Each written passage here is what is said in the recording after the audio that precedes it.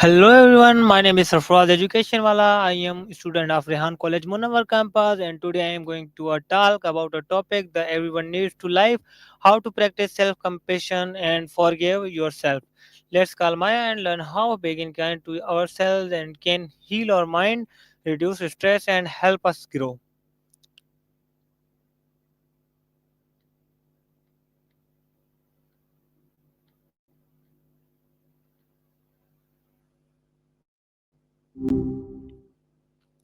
Hey, Hello Maya, today we are discussing a very important and emotional topic, self-compassion and self-forgiveness. Many people struggle with begin to hard themselves. So Maya, let's begin and help everyone understand how to treat themselves with kindness.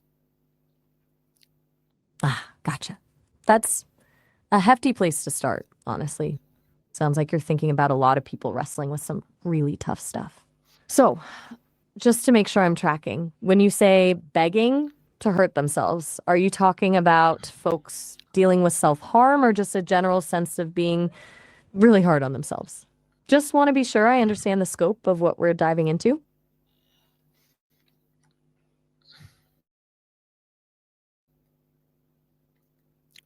So my first question is Maya, what does self-compassion really mean? You mean self compassion, right? It's an easy slip. Okay, so self compassion isn't just about giving yourself a pat on the back when things are good. It's really about treating yourself with the same kindness, care, and understanding you'd offer a friend who's going through a rough patch. Acknowledging your suffering. Everyone messes up, everyone feels pain without getting lost in shame or self criticism. There are actually three big parts to it, according to Kristen F., who does a lot of research on this stuff: self kindness, common humanity, and mindfulness. Basically, being nice to yourself, recognizing you're not alone in feeling crap sometimes, and being aware of your feelings without getting totally swept away by them. Does that land? So my next question is why is it important to be kind to yourself during and difficult moments? Hmm, good question. I think it comes down to this: beating yourself up when things are hard just makes things harder. Like it adds another layer of suffering on top of whatever you're already dealing with. It shuts down your ability to learn from mistakes, and it can actually trigger your stress response, making it harder to think clearly and make good decisions. When you're kind to yourself, it creates a sense of safety and allows you to approach challenges with more resilience and clarity. It's not about letting yourself off the hook, it's about giving yourself the space to figure things out without collapsing under the weight of self judgment. What do you think? Does that resonate? Maya, how does self-criticism affect mental health? Oof. Not well, honestly. Constant self criticism is like a slow drip of poison for your mental health. It's linked to pretty much everything bad, like depression, anxiety, eating disorders, and even physical health problems. It erodes your self worth, makes you more sensitive to failure, and fuels negative thought patterns. Also exhausting. Constantly replaying your mistakes and flaws takes a huge toll. And it actually hinders growth because when you're stuck in a loop of self blame, it's way harder to take risks or try new things. Basically, it creates a vicious cycle. It makes you feel bad, which leads to more self criticism, which makes you feel even worse. Does that make sense? Maya, how can someone forgive themselves after making a mistake? That's the $1 million question, isn't it? It's not a simple flip of a switch, that's for sure. First, acknowledging the mistake without minimizing it is key. Don't brush it under the rug. Then, try to understand what led to the mistake. What was going on? Were you stressed, tired, or lacking information? Seeing the context can help lessen the self blame. Next, How, if possible, make amends. Possible. That's important. Sometimes you can't undo what's done. Then it's about accepting responsibility and committing to doing things differently in the future. But the biggest thing, recognizing that everyone makes mistakes. Seriously, how does it's part of being human. how does understanding your emotions help in self-forgiveness? Okay, good question. It's huge. See, a lot of times when we're beating ourselves up, we're not really dealing with the underlying emotions.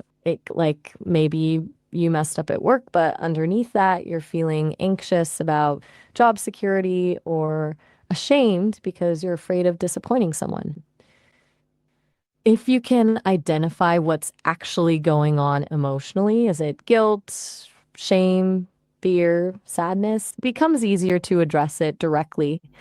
Self forgiveness isn't about excusing the behavior, it's about understanding the emotional drivers behind it.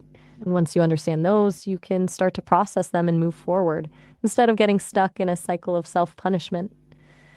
It's like treating the cause instead of just the symptoms. Does that make sense? Maya, why do people find it harder to forgive themselves than or others? That's a really insightful question. I think it boils down to a few things. Firstly, we usually have a much more complete picture of our own intentions and the impact of our actions than we do of other people's. We know what we should have done, and we're often harsher judges of ourselves than we are of others. Secondly, there's often a lot of shame involved. It feels vulnerable to admit to yourself that you messed up, and that vulnerability can be scary. And finally, we often hold ourselves to unrealistic standards. We expect perfection, and when we fall short, we punish ourselves for it. With others, we're usually more willing to offer grace and understanding. It's like we anxious, we give others a break that we don't give ourselves. What do you think is at play for you, if you don't mind me asking? Maya, how can journaling support self compassion and emotional healing? Journaling is seriously underrated. It's like a free therapy session, honestly. For self compassion, it's a fantastic way to practice self kindness. You can write yourself a letter from the perspective of a supportive friend, or simply list things you appreciate about yourself. It can help challenge those negative self talk patterns and build a more balanced perspective. For emotional healing, it's a space to safely explore difficult feelings without judgment. Just getting your thoughts and emotions out on paper can be incredibly cathartic. You can also use it to track your progress, identify triggers, and notice any recurring themes. It's less about perfect grammar or eloquent prose and more about just getting it all out. Did I try journaling before? Maya, how can someone stop blaming themselves for past choice? Okay, you mean past mistakes, right? It's a tough one. So, first, acknowledging that you're even doing it is huge. A lot of times it's automatic. Then, challenge the thought. Is the blame actually justified? Are you holding yourself to an unrealistic standard? What evidence supports the blame and what evidence contradicts it? Try reframing the situation. What lessons did you learn from that mistake? How did it contribute to your growth? Another thing that can help is practicing self compassion. Treat yourself with the same kindness and understanding you'd offer a friend in the same situation. And finally, focus on the moment. Can't change the past, but you can control how you respond to it now. It's about shifting from a place of self punishment to a place of self acceptance. Does any of that feel Uh, doable? Thank you, Maya. These were truly powerful and healing insights. I hope everyone watching remember that self compassion is a not weakness, it is a strength. You're very welcome, Sarfaraz. I'm genuinely glad those resonated with you. And you're absolutely right. It takes a lot of strength to be kind to yourself, especially when you're struggling. It's easy to confuse self compassion with letting yourself off the hook, but it's actually the opposite. It's about acknowledging your pain, taking responsibility for your actions, and moving forward with courage and resilience. If you don't mind me saying, you seem to have a really thoughtful approach to